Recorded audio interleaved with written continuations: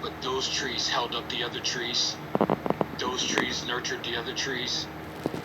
And those trees gave it a sense of being.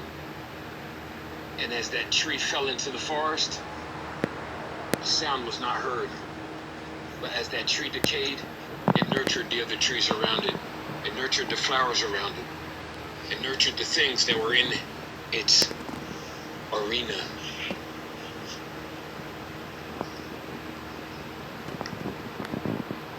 You are a tree.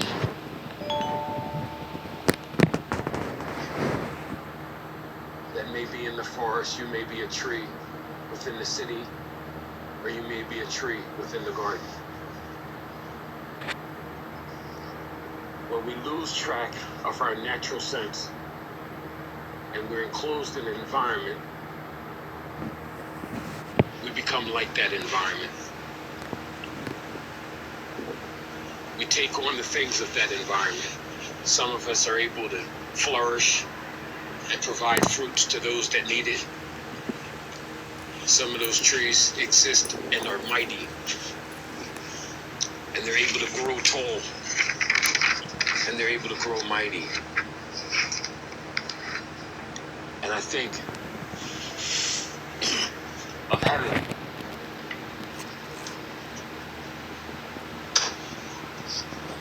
I think of the heaven that surrounds us, where everything exists within that heaven.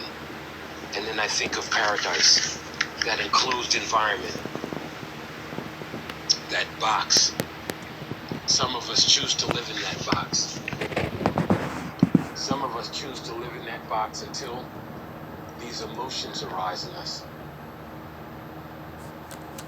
And then as these emotions arise in us, we share these emotions with others.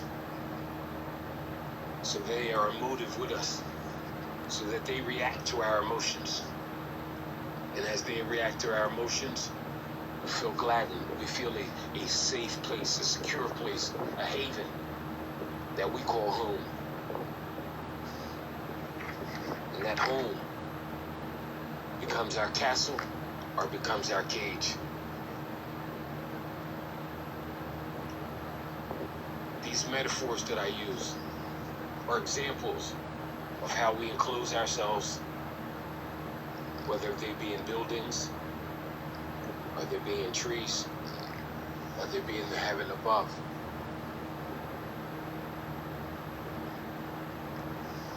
And as these many forms exist and manifest themselves, they take on different hues.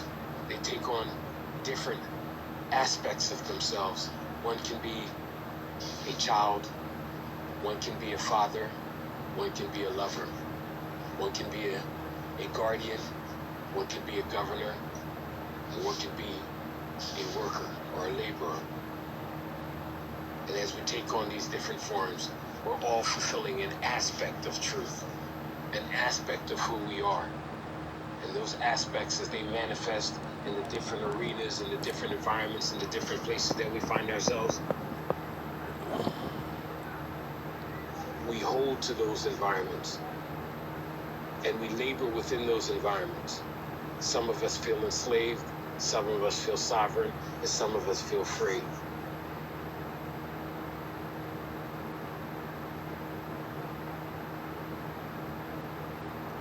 That moment of space was dedicated to you, for you to be able to find out who it is that you are, and what it is that you are, and what it is that you're doing, and how you're doing it, and what it is you hope to achieve from what it is. This form that you see before you today, this voice that you hear, is just another aspect of what is and what I am and what I could be. I am forever I am, and I will forever be, always existing. Not just a voice, not just an encased spirit within myself, but a spirit that enumerates beyond the existence of what is. Because as I live in this world, I am in the form that people see me. I am in the form that people call me. I am in the form that people recognize me. But as I ascend above this, I become within the heaven. I become whole. I become a part of this divine body. And as I become a part of this divine body, I am each and every one of you. I am a semblance of each and every one of you. And in that semblance of being every one of you, you can see me as you are. And as I rise above this and ascend into the heavens, I can see the heavens open up and call me.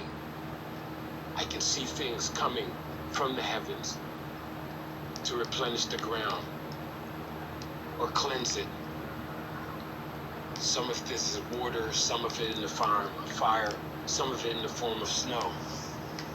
But as I see these things, I know that these things are meant to be.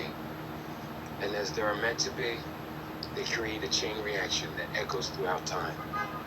And as these things echo throughout time, and they call to me, they set the pace for the environment so that the environment can be in the states that it needs to be in to give light to the world, to give recognition to the world, to awaken the world to their purpose and to their cause.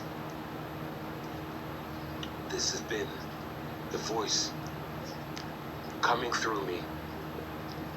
Some recognize it as Balin, some recognize it as the invisible, and some recognize it as truth.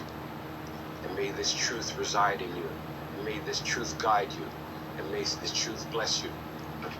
And in that blessing, may you ignite into that which you need to be so that you can give truth to others. And I share this knowledge with you, and I share this wisdom with you so that you can be whole. May you have a beautiful day, and may the light that gives you the sense of truth guide you onto the right course so that you can be one with all, and so that all can be one with you. May you arise and be awoken.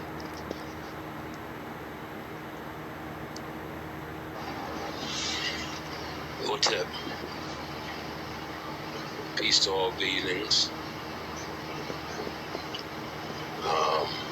I was getting to start watching the video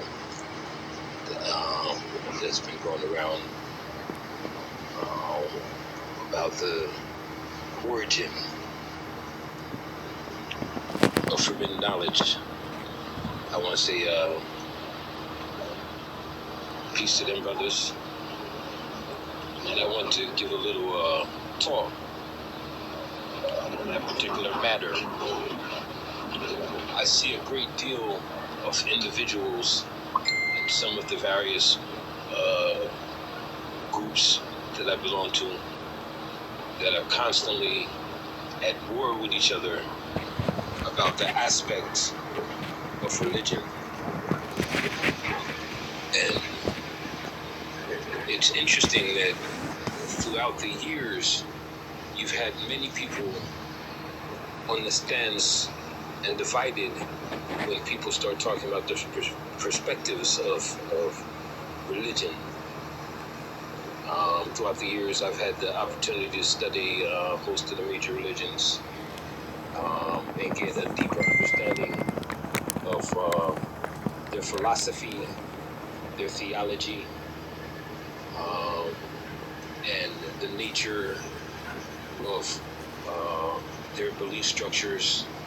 We have a lot of people that follow the Biblos, and when they get ingrained in the Biblos knowledge and they start studying these various philosophies, these various doctrines, they get caught up in the acts of righteousness or the deeds of righteousness, and then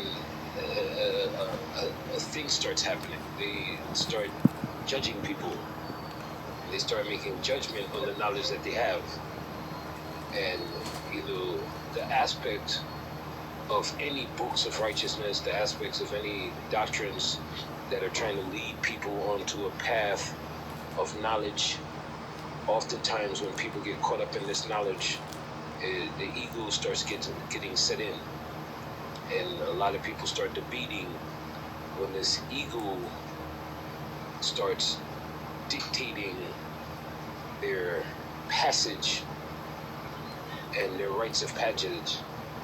And you know, the idea behind these structures that are called religion, or these structures or these paths of truth, is not to create division, even though it does create division, because you have this facet arguing that their doctrine of truth is valid or correct, and then they start attacking other individuals that have a doctrine of knowledge or a doctrine of truth that gives them a sense of light. And in this division, we become darkened, because anytime that we allow the ego to dictate what it is that we're grasping onto or that we're attaching ourselves to, it creates this mentality. And you know, people have a way of righteousness and they have a belief in righteousness, but they get caught up in these philosophies, and they're trying to teach, or they're trying to legitimize what it is that they believe in. And oftentimes this is done in the aspect of blindness. This is done in the sense of, you know, oh, I'm right, or I have a right path. And this is some of the problems when we attach ourselves onto these structures of knowledge, these pyramids of knowledge. That's why I used the word Hotep in the beginning, because these are pyramids of knowledge. These are structures of knowledge that a lot of individuals grasp onto, and they hold on so tightly to this rope that they not only strangle themselves, they strangle the individuals that's around them. And I'm not here to condemn these structures of knowledge, because these trees of knowledge have been given for a sense to bring people into an awareness, into a divine presence. And they lose their divine presence or their divine selves because they attach so hard to these things, and they strangle these things themselves with these things, that they come at war yielding these swords of truth, yielding these doctrines of truth, yielding these structures of truth, and they come conquering.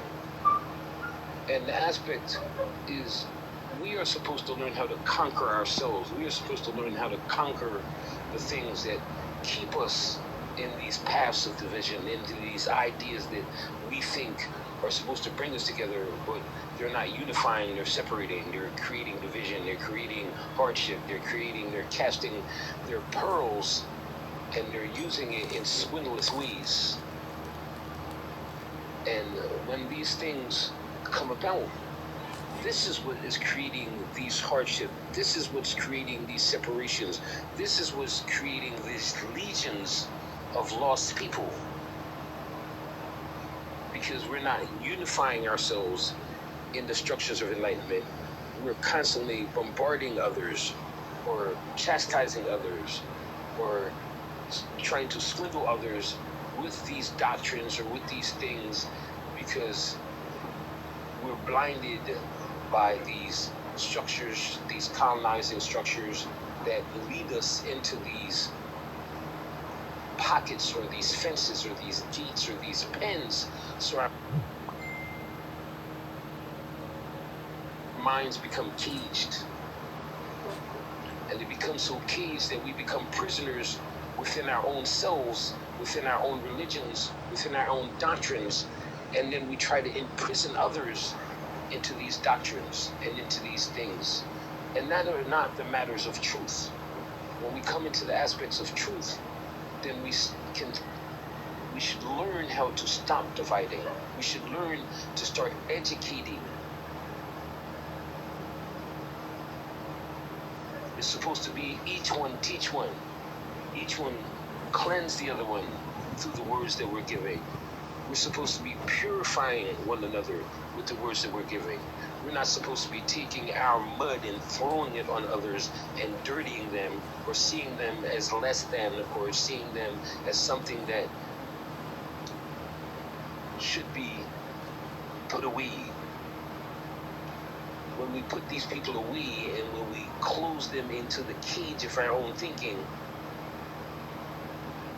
we're imprisoning them. We're not leading them to a place of heavenliness. We're not leading them to a place of righteousness. We're engaging them with our ideals. We're engaging them with our ideas. It's like we're forcing apples into the mouths of babes and force feeding them. We should be spoon feeding them so that they may get the nourishment that comes from that. We should be handling them with care if we want to nurture them. This is what it means when certain doctrines say that we should come in the mind of a child, because when a child looks at somebody before it's poisoned or it's indoctrinated or it comes into these ideal principles of what it sees around them, it has love for everybody. So when we can come into the mind of a child and we can start taking away these poisons that have poisoned us, that is creating this feeding and force feeding of this poisoned apples, we can't transform, we can't progress, we can't rise up, we can't show people a different path if all we're doing is poisoning their minds. This has been the invisible. This has been Balin trying to give you a sense of truth, trying to spoon feed you so that we can start spoon feeding others, so that we can start sharing the truth that is within us, so that we can start sharing this light that we have in us, and we can all start glowing like lamps, so that we can all become watchtowers, so that we lead people out of this chaos, this sea of chaos, and lead them into divine inspiration. May we have a moment of silence for those and for ourselves, so that we can ponder upon this, so that we can meditate upon this,